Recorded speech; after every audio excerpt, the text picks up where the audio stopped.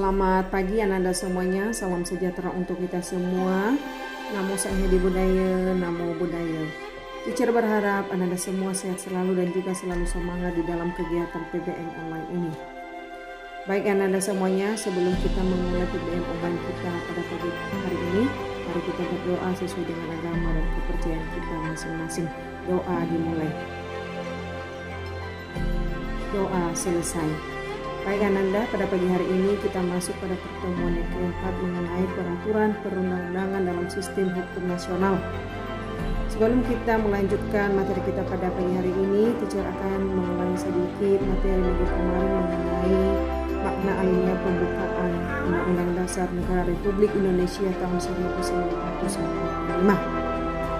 Makna alinea pertama pembukaan Undang-Undang Dasar Negara Republik Indonesia tahun 1945 adalah menunjukkan suatu keteguhan dan tekad bangsa Indonesia untuk menegakkan kemerdekaan dan menentang penjajahan.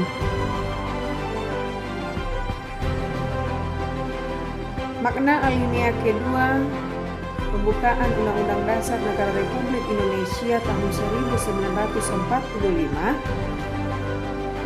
itu menunjukkan suatu kebanggaan dan penghargaan atas perjuangan bangsa Indonesia selama merebut kemerdekaan.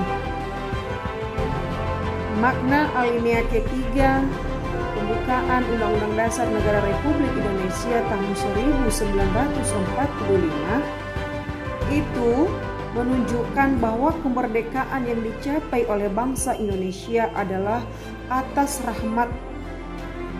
anugerah dan rahmat Allah yang Maha Kuasa.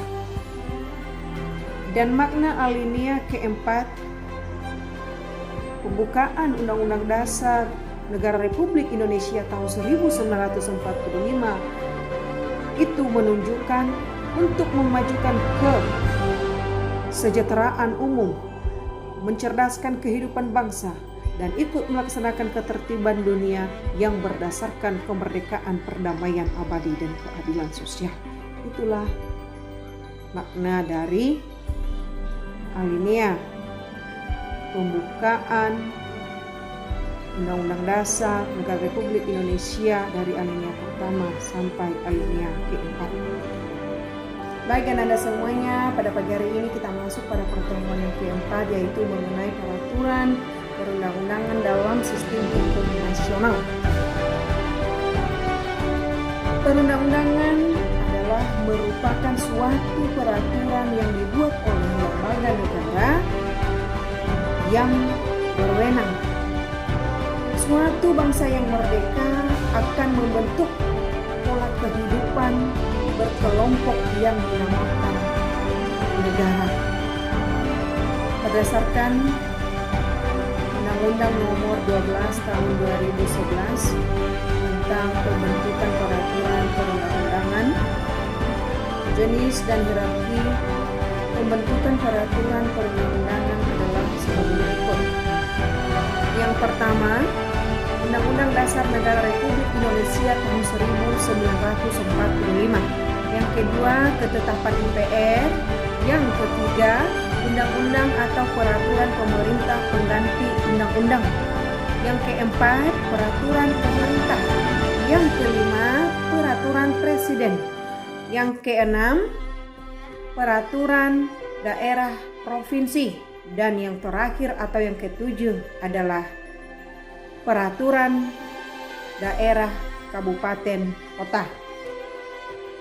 Itulah pembentukan peraturan perundang-undangan menurut Undang-Undang Nomor 12 Tahun 2011.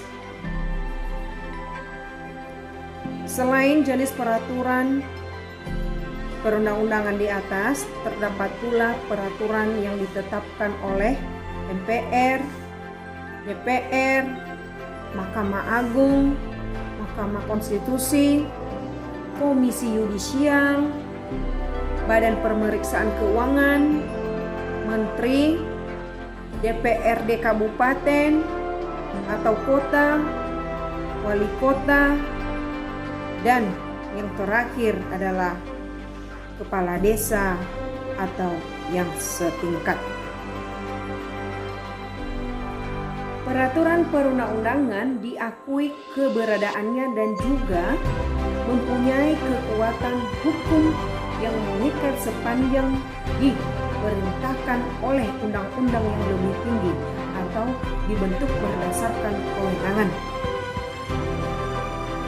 Jika suatu undang-undang bertentangan dengan Undang-Undang Dasar Negara Republik Indonesia tahun 1945 akan dilakukan pengujian oleh Mahkamah Konstitusi.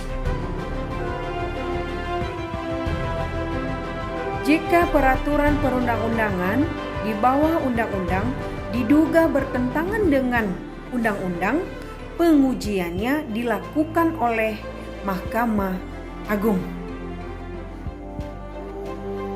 Selanjutnya, sifat dan ciri-ciri serta arti penting perundang-undangan. Setiap peraturan yang ditetapkan atau setiap peraturan perundang-undangan yang ditetapkan di Indonesia memiliki sifat dan ciri-ciri antara lain. 1. Merupakan peraturan tertulis. Yang kedua, dibentuk dan dikeluarkan oleh lembaga negara atau yang berwenang. Yang ketiga, merupakan norma atau peraturan yang mengatur tingkah laku manusia. Yang keempat, mengikat secara umum dan menyeluruh. Itulah sifat dan ciri-ciri peraturan perundang-undangan yang ditetapkan di Indonesia. Selanjutnya, arti penting peraturan perundang-undangan. Arti penting peraturan perundang-undangan antara lain: yang pertama, memberikan kepastian hukum bagi setiap warga negara. Yang kedua adalah menciptakan rasa keadilan bagi setiap warga negara. Yang ketiga, memberikan perlindungan bagi setiap warga negara atas hak warga negara. Dan yang keempat adalah menciptakan ketertiban di dalam kehidupan bersama, bermasyarakat, berbangsa, dan bernegara. Itulah arti penting peraturan perundang-undangan. Karena kedudukannya sebagai hukum tertinggi di Indonesia atau hukum dasar Indonesia, maka pada dasarnya mempertahankan Undang-Undang Dasar Negara Republik Indonesia tahun 1945 adalah dengan menjalankan segala peraturan perundang-undangan yang berlaku di Indonesia. Untuk itu, kepada Anda semuanya, kesimpulan materi kita pada hari ini, pada pertemuan yang keempat ini adalah: yang pertama, perundang-undangan merupakan suatu peraturan yang dibuat oleh lembaga negara atau yang berwenang. Yang kedua adalah pembentukan peraturan perundang-undangan menurut Undang-Undang Nomor 12 Tahun 2011. Dan yang ketiga, sifat dan ciri-ciri peraturan perundang-undangan. Yang keempat adalah arti penting peraturan perundang-undangan. Dan yang terakhir atau yang kelima adalah kedudukan Undang-Undang Dasar Negara Republik Indonesia tahun 1945. Itulah kesimpulan materi kita pada hari ini. Selanjutnya, untuk tugas, teacher akan mengirim nanti di classroom. Dan teacher berharap Anda semua harus mengerjakan sesuai dengan jadwal yang telah ditentukan. Demikian saja materi kita pada hari ini.